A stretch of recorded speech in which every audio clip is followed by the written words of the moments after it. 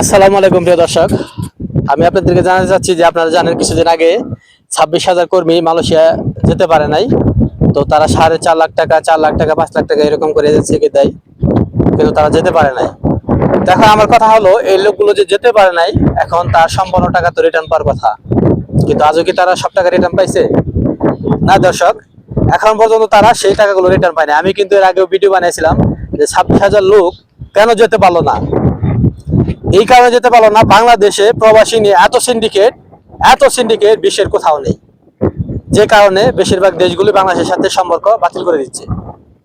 যাই হোক, এই 26,000 লোক যে যেতে পারলো না, তাহলে তার 4.5 লাখ টাকা তো অবশ্যই তার ফেরত পাওয়ার কথা। সে তো একজন গরিব মানুষের সন্তান, সে টাকা হয়তো লোন করে আনছে, সুদি করে আনছে, বাড়ি বিক্রি করে আনছে। এখন এই লোকদেরকে টাকা দেওয়া হচ্ছে মাত্র 75,000 টাকা করে, কিন্তু দেখার মতো কেউ নাই, কথা বলার মতো কেউ নাই। প্রতিদিন তারা এই এজেন্সিতে গিয়ে ভিড় জমাচ্ছে, কিন্তু টাকা দেওয়া হচ্ছে না। তাদেরকে দেখানো হচ্ছে আরো নানান ভয়। তো সরকার কি কখনো তাদের চোখ খুলবে না? তারা কি এখনো ঘুমিয়ে থাকবে? তারা কি কখনো পদক্ষেপ নেবে না এইসব বিষয়ে? যেখানে প্রবাসী টাকায় 70% বাংলাদেশটা চলে থাকে 100%-এর মধ্যে, সেইখানে কেন প্রবাসী নিয়ে এত হ্যাস্ত ন্যস্ত? কেন তাদের ব্যাপারে কোনো পদক্ষেপ নেওয়া হচ্ছে না?